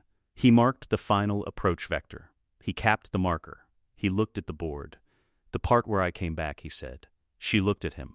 That part. She turned back to the board. She updated the timeline. The assessment of Dante Reyes had taken 4 days and produced 11 pages. Mia had written it in the composition notebook rather than the encrypted drive, because the assessment was psychological rather than technical, and psychological assessments required the specific discipline of physical writing, the commitment of ink, the impossibility of revision, the way a permanent sentence forced precision at the moment of formation rather than afterward. She had filled 11 pages. She had crossed out 2 sentences across the entire document. Both crossings out were places where she had written something she wanted to be true and then recognized it wasn't. The first, he is operating from grief. Crossed out. Grief was the engine, but not the architecture.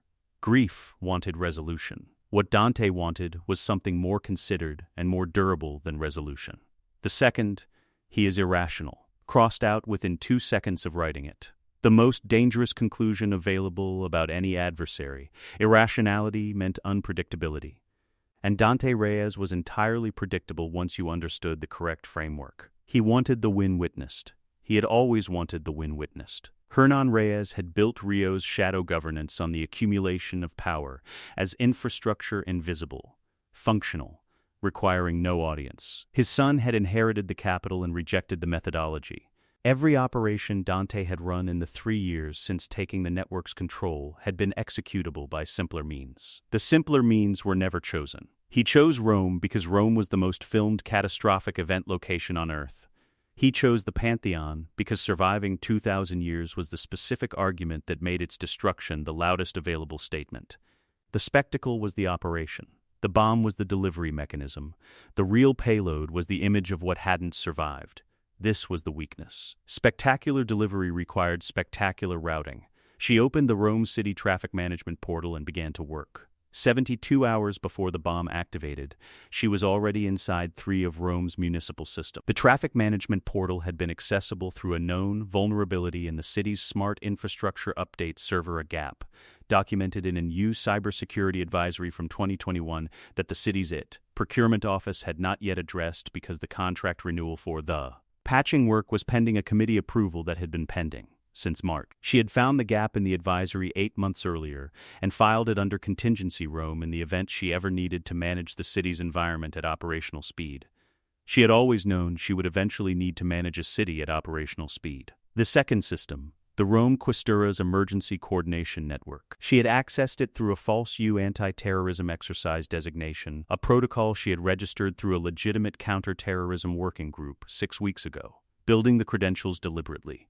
Because 6 weeks was the minimum timeline required to establish a designation that would not generate a verification query when activated under operational pressure. The designation gave her the ability to authorize emergency street closures through the Questura's own dispatch system with a 40-second execution time. The closures would appear, to every officer receiving the order, as originating from their own command infrastructure. The third system, the city's construction permit management database. She had pre-positioned 12 diversion signage authorizations across Rome's secondary route network, each filed under a legitimate construction project, each executable on a remote trigger she controlled. None of this was visible. None of it had a surface. It existed entirely as preparation in a city that did not know it was prepared.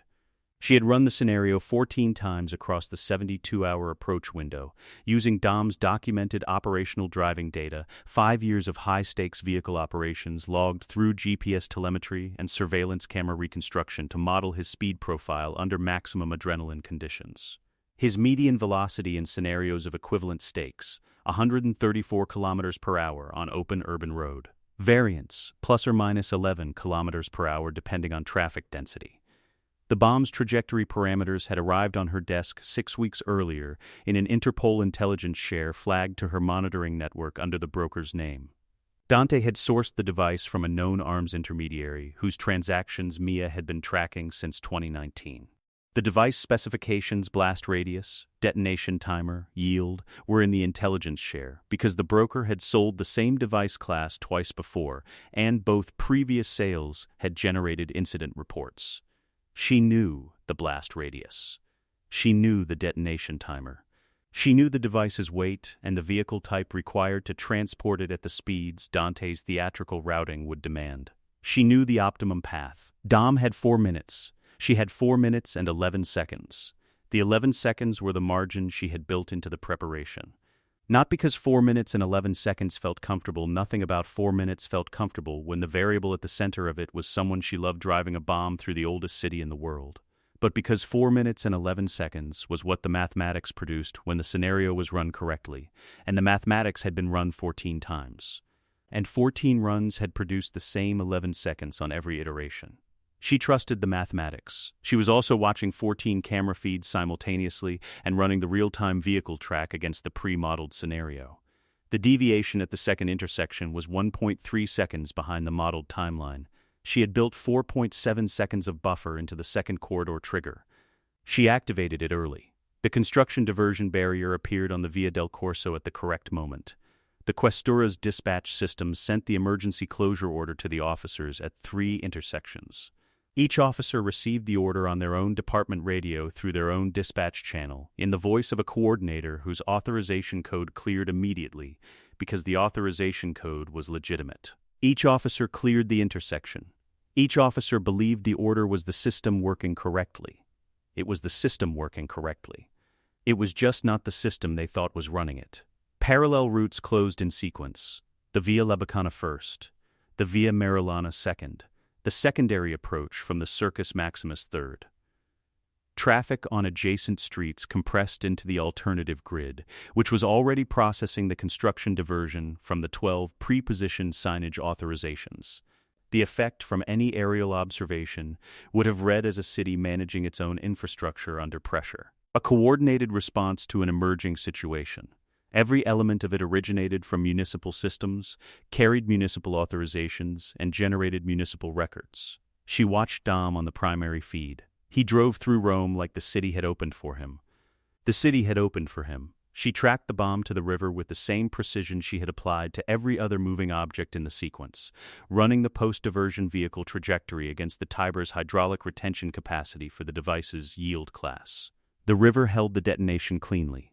The column of water that rose above the embankment wall was significant, and contained by the same 2,000 years of Roman civil engineering that had been managing the Tiber's behavior since before the Pantheon's first stone was placed. The Pantheon stood in the morning light unchanged and unconcerned. She pulled up the operational log. She entered the final figure in the civilian casualties column. 0. She looked at the 0 for a moment with the specific quality of attention she gave to outcomes that had required the most preparation to produce. Not satisfaction in the theatrical sense. The quiet, functional recognition of a number that represented the correct operation of something she had built carefully over 72 hours and, less directly, over years. 2 hours later, on the crew's debrief channel, she heard Dom's voice through the monitoring relay. "I don't know how," he said, but the streets were clear. She was already on the next file. The post-Rome assessment of Dante's operational status ran 9 pages and had been started before the Rome sequence concluded, begun the moment the device hit the Tiber and the primary theater closed. Because the moment a primary theater closed was the moment the next theater began, and the next theater already had a shape she had been watching develop for 3 weeks. She was not done with Dante Reyes. More precisely, Dante Reyes was not done with the family. And she had built everything she had built across 23 years specifically to ensure that not being done with the family did not mean what Dante needed it to mean. She labeled the new file. She opened it. She began to type. Outside, Rome continued its morning in the specific register of a city that had survived everything ever aimed at it across 2 millennia. Not through luck or providence, but through the accumulated engineering of people who had decided, generation by generation, that the thing they had built was worth maintaining against whatever came for it. She found this accurate. She kept working. The Dante Reyes operational file had a notation on its first page that she had written 9 months ago and had not revised since. It read, "He does not want to win. He wants the family to watch themselves lose." This was the distinction that mattered. An adversary who wanted to win could be countered with outcomes defeat him, neutralize the operation, remove the threat. An adversary who wanted the family to suffer the specific texture of his father's suffering required a different answer. Victory was insufficient. What Dante needed, at the operational level, was to be made to understand that the game he believed he was playing had never been his, not defeated. Unmade, she had been building toward this since the Reyes signature appeared in the signal's intercept 14 months ago. 9 months of being inside his operation, not aggressively, not visibly, but present at the layer he never thought to check. The way she was always present at the layer people never thought to check. She had watched him build. She had watched him resource. She had watched the missile acquisition move through 3 intermediary brokers and arrive at its destination and be positioned and armed and aimed at a structure whose failure would produce the specific category of loss Dante had designed his entire operational life around delivering. She had watched all of it and said nothing and continued to prepare. Because the intervention had to happen in his sightline. This was the element she had not written in any file and had not communicated to anyone. Not a tactical requirement, a deliberate choice. Dante Reyes had spent 3 years conducting operations against the family from a position of invisible authority. He had moved pieces across a board the family could not see from behind a screen he believed was impenetrable. He needed to understand, at the moment of his defeat, that the screen had never been his, that she had been on the other side of it for 9 months. That every move he had made with the confidence of a man who controlled his environment had been made inside an environment she controlled. The loss had to be personal. She waited. The missile system had been acquired through a defense contractor broker in Eastern Europe whose transaction history she had been monitoring since 2022 through a financial intelligence flag placed on his primary operating account. The acquisition itself had taken 11 weeks from initial contact to delivery, standard timeline for hardware of that class and provenance. The system's guidance computer ran a proprietary firmware developed under a NATO munitions management contract. The contract had included, at the oversight body's insistence, a remote disarmament protocol, a command-level function allowing authorized NATO personnel to neutralize the system's arming capability remotely in the event of capture by a non-state actor. The protocol was documented in the contract's technical annex. The technical annex was classified at a level she had had access to since 2019, through a document share from an agency contact whose continued cooperation she maintained through the standard architecture of documented obligation. When Dante's procurement team had taken delivery of the system, their technical personnel had disabled the protocol within 36 hours. She had the disablement logged through the satellite telemetry flag she had placed on the system's command frequency, at the moment of acquisition a passive monitor, recording without transmitting, waiting, disabling the NATO protocol required a firmware write that overwrote the command function's memory address with null values. Standard procedure. Competent execution. What Dante's technical team had not known, the firmware write left a specific residual checksum pattern in the guidance computer's boot sequence.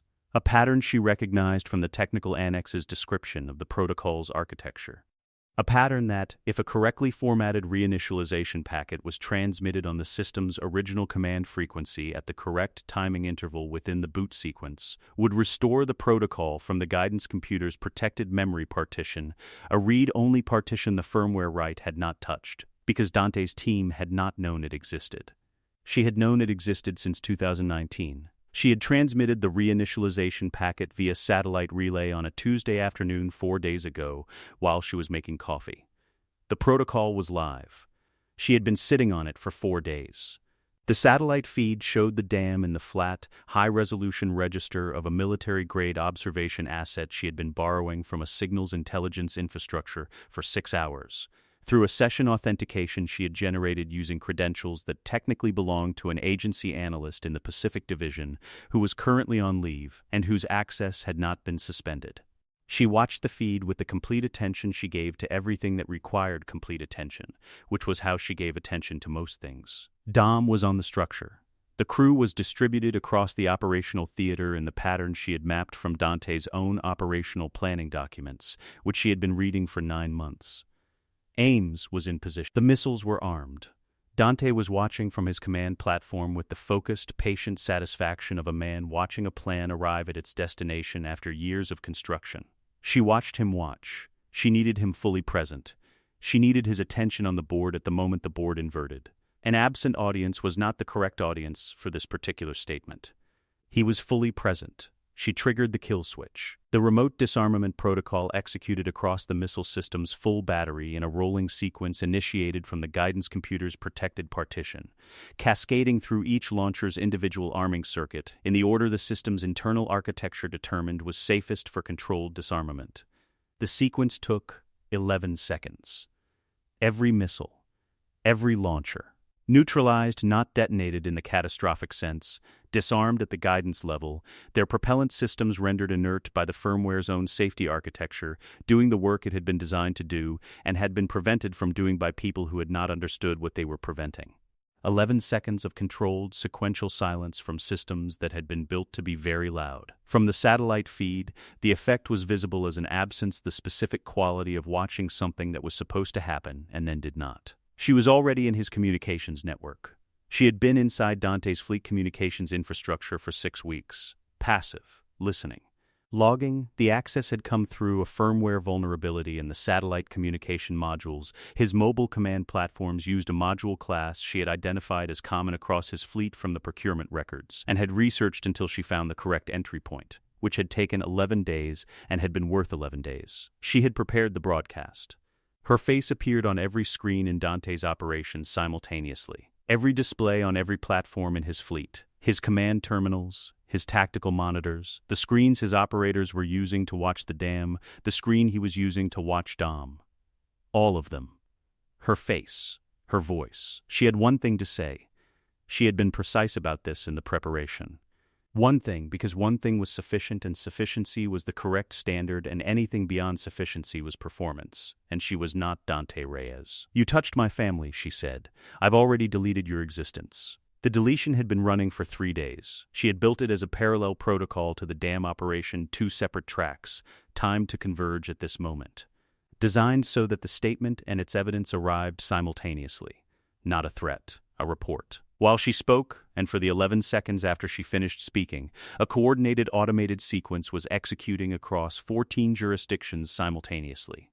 Every financial account held under any identity connected to Dante Reyes closed.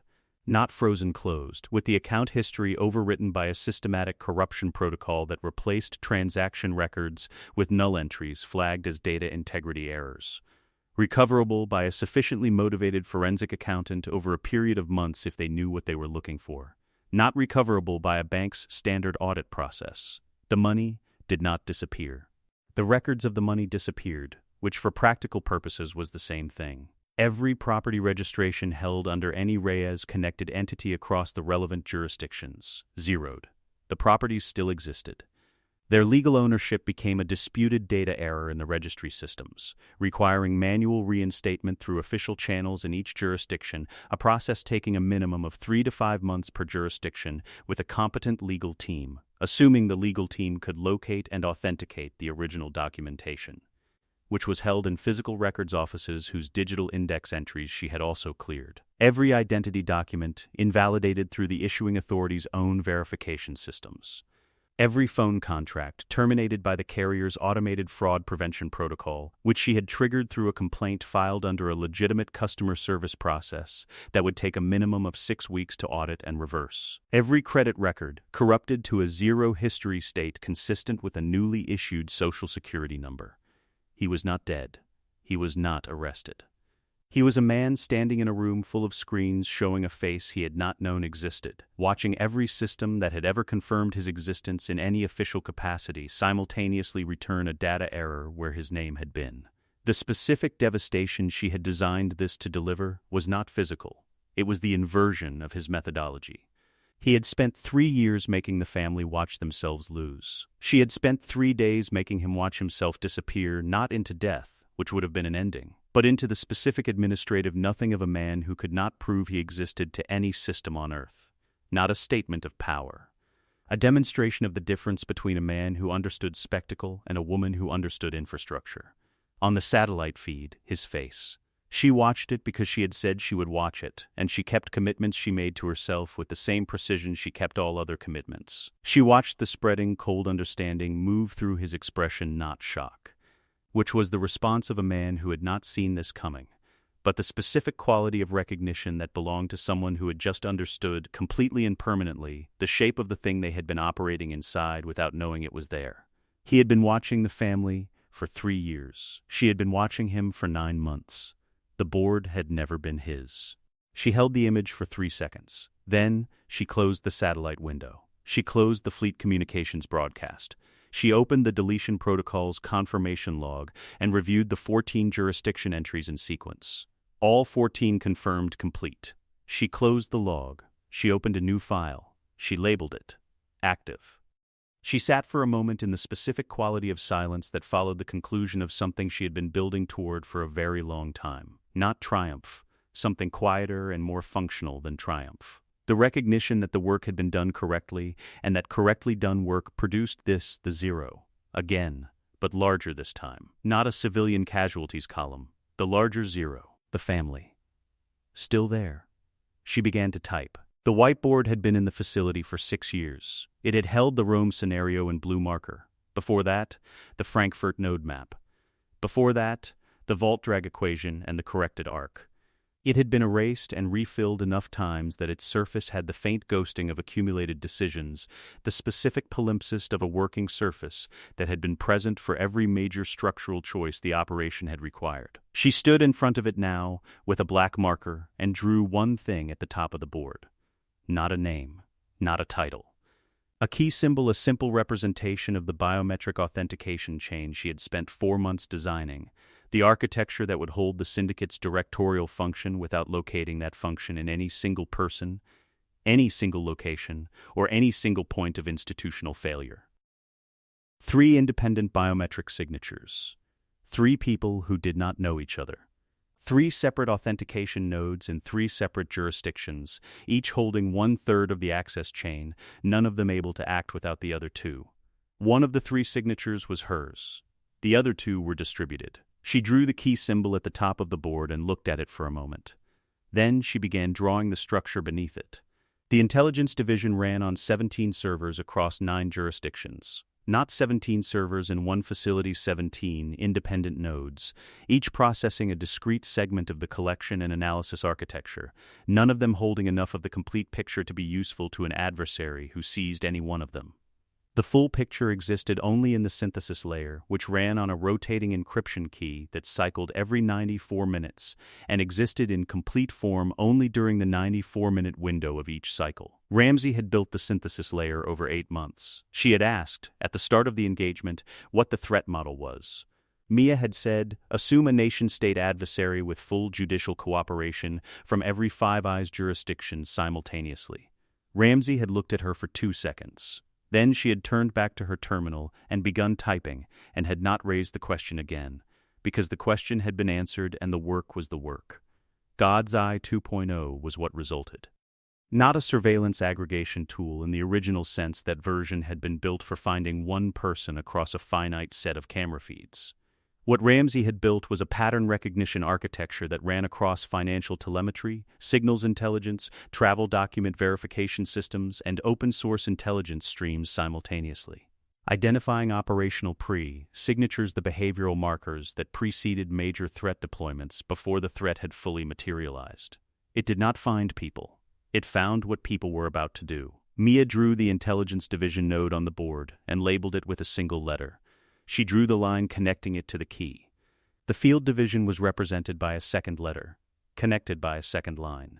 Mia Toretto, officially retired from all documented activity as of 14 months ago. The retirement was legal, complete, and filed in every relevant jurisdiction's contractor registration database.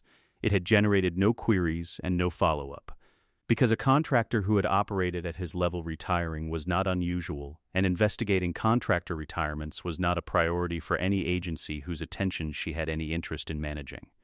3 active operational theaters. 6 field assets under his coordination, each operating independently, each aware of their own assignment and nothing beyond it. Compartmentalization at the cell level, not because she distrusted the assets, but because compartmentalization was the correct architecture for work of this kind, regardless of trust. And trust was not a substitute for correct architecture. The cumulative operational output across the preceding 14 months, 4 Cipher cell remnants dismantled. 2 financial infrastructure nodes closed through third-party legal action she had initiated anonymously, 1 active recruitment pipeline severed at its source. Cipher's remaining capacity, 11% of its 2012 operational peak. She drew the number on the board beside the field division node. She looked at it. 11%. 15 years of the most sophisticated private intelligence operation she had encountered, reduced to 11% of its original capacity through patient, systematic, invisible work conducted by people whose names appeared in no official record of the effort. She moved to the finance division. The Liechtenstein account had been restructured twice since Rio. Its current form was a trust held across 17 entities in 9 jurisdictions, managed by a private banking relationship in Vaduz that had been maintained continuously for 18 years under a succession of nominee structures, each one replacing the previous, before any single structure accumulated enough operational history to become a tracing risk. Annual operating budget, $31 million. This figure covered server infrastructure, field asset compensation, cover employment maintenance, the Scholarship Foundation's legitimate educational disbursements, and the operational reserve for unplanned contingencies, a category that, in her experience, was never as unplanned as it appeared, and always benefited from having been budgeted for in advance. Contingency reserve, $180 million. Untouched since the original accumulation, growing at 11.3% annually through a diversified investment structure managed by a Zurich-based private wealth firm whose relationship manager believed he was working for a family office with conservative risk parameters and unusual privacy requirements. Both descriptions were accurate. She drew the finance division node. She drew its line to the key. The diplomatic layer was not a division. It was not structured enough to be a division. It was a set of relationships, each one maintained through a different mechanism, each one producing a different category of access. Queenie Shaw's network in Europe, formalized through the Mayfair arrangement. Active across 14 locations, providing intelligence on criminal infrastructure and government adjacency in the UK, France, Germany, and the Benelux jurisdictions. Queenie had been a careful partner. She had contributed 3 intelligence items in 8 months that had altered Mia's operational picture in ways that would have taken her considerably longer to arrive at independently. She had asked for nothing in return except the continued management of the 4 obligations that were threatening her organization from inside the agency's surveillance architecture. Mia had managed them. 3 Asia-Pacific contacts, developed through Nobody's organizational infrastructure over 4 years, providing collection in theaters she had insufficient ground presence to cover independently. 2 senior agency officials, not assets in the operational sense, not people who worked for her or provided active intelligence on request. Simply 2 people who knew, precisely and completely, that Mia held comprehensive documentation of their private conduct across their professional careers, and who had been made aware of this in private conversations conducted without witnesses, without recording, and without any statement that could be characterized as a threat. Neither had moved against the family in 4 years. Neither would. The leverage archive was the instrument she was most deliberate about describing correctly, to herself and to anyone she trusted enough to describe it to at all. It was not blackmail. Blackmail was a transaction information exchanged for compliance, the compliance contingent on the continued withholding of the information. The relationship requiring continuous maintenance and generating continuous risk of escalation. Blackmail created enemies. Enemies created problems. Problems, at the scale she was operating, were inefficient. The archive was architecture. Comprehensive financial and criminal documentation on 11 agency directors across 4 administrations who had, at various points in the preceding 2 decades, moved against the Toretto family or authorized operations against them under the cover of institutional mandate. The documentation existed in a sealed file held by a Washington law firm with no traceable connection to any Toretto family member, understanding instructions to release the contents to 17 separate media, legal, and oversight recipients simultaneously on a specific trigger condition. The trigger condition was defined. The law firm had verified it annually for 3 years. She had communicated the archive's existence to each of the 11 directors. Privately, 1 conversation each, in a location of her choosing, without witnesses. No document changed hands in those conversations.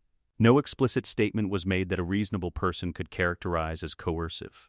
She had simply described in precise and accurate terms what she knew, and left each director to arrive independently at the implication. All 11 had arrived at the same implication. None of them had moved against the family. 3 of them had retired. The retirement packages had been delivered through a courier service with no documented connection to her organization, to home addresses that were not in any official record as the director's primary residences, which meant the packages arrived without the recipients knowing they had been found. This was the point of the delivery method. Each package contained 1 item, the director's complete leverage file, intact, unredacted, returned, their documentation, their exposure, given back. Each package contained 1 letter. The letter was the same for all 3, adjusted only for the specific facts of each recipient's career. She had written it in 4 drafts across 2 evenings, which was more drafts than she typically required. The 4th draft was the one she had sent, because the 4th draft was the version that contained only what was true and nothing that served any purpose beyond truth. Your service to the American people was genuine. Your service to the people who employed you privately was not. Retirement allows you to be remembered for the former. The choice is yours. All 3 retired within 6 months. The replacements were vetted and placed through an intermediary who provided nobody plausible deniability on the facilitation. Nobody believed the placements had originated from his own network's candidate development process. They had originated from Mia's assessment of which individuals, placed in which positions, would produce the correct institutional behavior over a multi-year horizon. The assessment had taken 3 months and filled 41 pages. She was comfortable with all 3 placements. The bubbock had been running for 2 hours when Dom appeared in the doorway of the back room, He stood there with the spatula and the specific expression of a man who had been looking for her and had found her exactly where she always was, at the terminal, in the room with the whiteboard. In the center of the architecture she had spent 23 years building around the people outside in the yard. He looked at the whiteboard. He looked at the terminal. He looked at her. "Who are you?" he said. Not the version of the question that contained accusation. Not the version that contained betrayal or grief or the complicated anger of a man who believed he had been deceived by someone he loved. The genuine version. The version that was simply a man looking at his sister and understanding, for the first time with complete clarity, that the person he was looking at had never been fully visible to him, and was asking now, sincerely, who she was. She looked at him. "I'm your sister," she said. "Everything else is just what I do." She closed the laptop. She stood. "The coals are ready," she said. "Go flip something." She walked past him into the hallway. He stood in the doorway of the room for a moment longer, looking at the whiteboard, at the key symbol at the top, at the nodes beneath it connected by lines that represented 23 years of unbroken work conducted in the hours before anyone else was awake and the hours after everyone else was asleep, in the kitchens and back rooms and terminal lit spaces that had been the actual geography of her life while everyone she loved lived their lives in the sunlit version above it. Then he followed her outside. The yard received them both. For the first time in 23 years, the terminal was off, not sleeping. Not in low-power monitoring mode with the display dimmed and the collection architecture running underneath.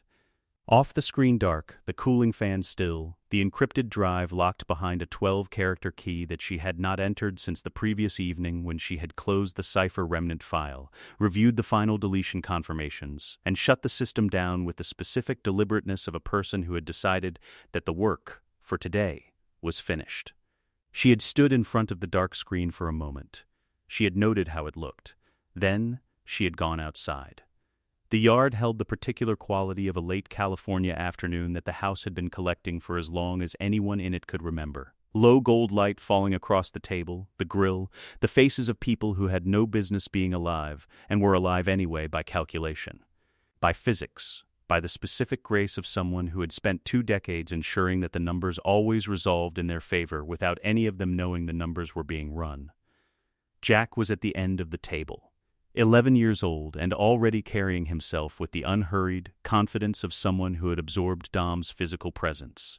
And Brian's quality of stillness and produced something neither of them had, been individually a boy who moved through the world like he already understood it. Would require his patience rather than his panic. Brian Marcos sat beside him, 6 years old. Named for a man who was everywhere in this yard and nowhere visible in it, present in the way Littleby tilted his head when something interested him. In the specific way he laughed before the punchline arrived. In the fact that there was a joke currently running at the far end of the table that 3 people had attempted to finish and nobody had managed correctly, because the person who would have finished it correctly was not at the table. Dom still looked at the back gate sometimes. Not searchingly. Not with grief that needed attention. Just the reflexive glance of a man whose body had logged thousands of hours of someone arriving through that gate and had not fully updated the expectation. It lasted less than a second. He never appeared to notice he had done it. Mia noticed. She had always noticed. Dom came to sit beside her when the table had settled into the comfortable noise of a family that had been through enough together to have stopped performing ease and simply had it. He sat with his plate and his drink and looked at the yard for a while without speaking. The way he looked at things when he was carrying something he had been carrying for long enough that the carrying had become its own kind of comfort. "You could have told me," he said, early on. "Before Rio. You could have just told me." She had anticipated this conversation. She had been anticipating it in some form since the kitchen.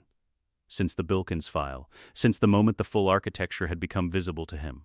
She had prepared for it the way she prepared for all anticipated conversations, by deciding in advance what the precise true answer was and whether giving it served anything. It served this. "Then you would have tried to protect me," she said. He looked at the table. "The family would have had a protector instead of a foundation," she said. "You can't be both things simultaneously." The crew needed someone who believed that will and speed and the weight of family were the whole story. She paused. The belief was load-bearing. "I needed it intact." He was quiet. The quality of quiet that had been his response to the largest pieces of information across the preceding weeks, not absence, but the active internal work of a man integrating something that required the rearrangement of foundational things. I couldn't decide, he said slowly, if that was generous or controlling. It was accurate, she said, which is usually both. He looked at the gate. He looked back at the table. At Jack. At little B. At Letty across the yard in conversation with Alina, both of them present in the specific way of people who understand at some level below language that their presence is not guaranteed and should not be treated as the permanent condition it appeared to be. The bridge, he said. The angle was wrong, the word in my ear. Yes, he turned to look at her directly. The full attention he gave to things that mattered completely. The nursery door. Yes, he held her gaze for a long time. Something moved through his expression that had no clean name, but every clear implication the specific reorganization of a man who believed he had been the protector of the people he loved, and was arriving. Not for the first time, but for the first time completely, at the understanding that the protection had always run deeper than his reach, and had been provided by someone who loved the same people with the same absolute conviction, and had simply expressed it through a different instrument, not diminished by it. Enlarged, he nodded once. The nod of a man who is updated completely. He picked up his drink. They sat together in the gold light of the yard that had been the center of this story since before either of them understood what the story was. They always told stories about speed, about the race, about the man who drove fastest, like the road was the whole story. The road isn't the story. The road is the surface. What's under the road? The geology, the engineering, the decision about where to build it and who it would connect and what it would make possible. That's the story. That's always been the story. The cars were in the driveway when the afternoon began its slow conversion to evening. The Charger and the Supra, side by side. The way they had been in driveways and on roads and at forks and at finishing lines across 15 years and several lifetimes of shared history. Dom looked at the Supra. He looked at her. You want to? She had not raced since before Rio. She had not thought about racing since before Rio, or rather, she had thought about it the way you think about a language you spoke fluently as a child and set aside for a long time, aware of its presence in you without having occasion to use it. She looked at the Supra. She looked at him. I built the line, she said. You drove it. Then it's time you drove it too. Half a mile. Private road on Toretto-owned land, running along the property's eastern edge through the scrub and dry grass of the late summer hillside. The road had been there since their father's time. She had driven it as a teenager in a borrowed Civic, fast and careless in the way teenagers are fast and careless, without understanding yet that speed was information, and information required respect. She understood it now. She took the Supra because it was hers in the way the cars had always been assigned by something older than decision. Dom and the Charger were a single statement, and she and the white Supra were a different one, and the difference between the two statements was the difference between the two of them, which was also the story. Dom settled into the Charger. Two engines at idle. The sound of them together, the specific chord she had been hearing in some version since she was 16, in the driveway, waiting for something she understood now she had always been building rather than waiting for. She set her hands on the wheel. She ran the sequence the way she ran everything: entry angle, throttle timing. The surface variables of dry asphalt in late afternoon when the temperature had been working on it all day. The calculations were not labored. They arrived the way all things arrived after 23 years of practice. Complete, immediate, already present, before she reached for them. The lights counted down. She drove. Not the way she drove in cities, managing environments, coordinating systems, running the world underneath the world. Not the calculated translation of preparation into outcome. Something older and more direct than that: the car and the road, and the quality of attention that had existed in her before the architecture, before the composition notebooks, before Rio and London and the dark terminal and all the work that the work had required. She drove the way she had driven before she understood what she was capable of, which was, it turned out, faster. The half-mile resolved in the time it took. She did not record it. She did not need to record it. The road had no clock on it, and the clock was not the point. She crossed the line first. 2 car lengths. Clean.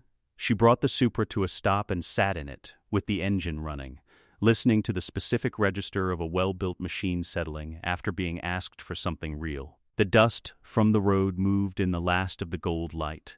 The hillside held the quiet that hillsides hold when the noise in them has finished. Dom pulled alongside. He looked at her through the open windows of two cars on a road that had been in the family since before either of them was born. He looked at the finish line behind them. He looked at the road ahead, the half-mile continuing past the end of the property, running out to where it met the county road. The county road meeting the highway. The highway opening into everything the world contained beyond this particular piece of ground. He looked at her. "Now we own the whole mile," he said. Not a statement about the race, not a statement about the half-mile of road or the Supra or the 2 car lengths at the line. A statement about the complete picture, everything they had built, everything she had protected. Everything the family had survived and continued to survive because of work that ran beneath the visible story like the geology beneath the road. He was saying, "I understand the full shape of it now. I understand who built what. I understand that the mile was never just the mile." She held his gaze. She nodded once. "They thought the road. They didn't realize I was the one who built the road. The race was always ours, all of ours. It just took a while for everyone to catch up to what the family already knew. Speed is just speed. Intelligence is time. And time is the only thing that was ever worth running toward." The terminal on the kitchen counter was still dark when she came back inside. She looked at it. She noted the dark screen the way she noted all variables it existed. It was the correct state for it to be in. It would be there tomorrow. The encrypted drive behind its 12-character key, the collection architecture in its dormant state, the archive in its Washington law firm, the 17 servers across 9 jurisdictions. The synthesis layer cycling through its 94-minute key rotation in a data center in Singapore that did not know what it housed. All of it present, all of it running, all of it requiring nothing from her in this specific moment. She left it dark. She went back outside to the table and the yard and the gold light that was now moving toward the amber of early evening. The specific hour when the yard acquired the quality of something that had decided to be generous.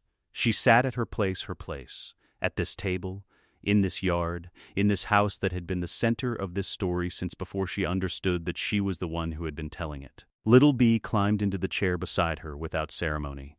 The way young children occupy space next to people they trust completely, without negotiation, as a matter of simple fact.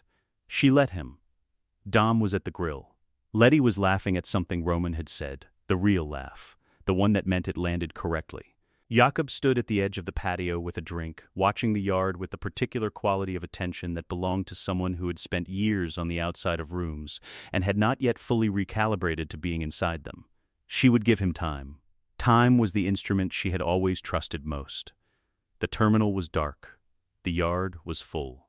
She had built a surveillance state from a Raspberry Pi and a Ziploc bag labeled in her handwriting. She had moved $47 million through a dead man's accounts. She had watched her brother believe he was the architect of his own legend for 23 years, and had let him believe it, because the belief was part of the infrastructure, and the infrastructure kept everyone alive. She had made the right call in the worst moment available to her, and had written the record of it in a composition notebook, and would carry the record of it for the rest of her life, which was what carrying the right call looked like when the right call had a cost.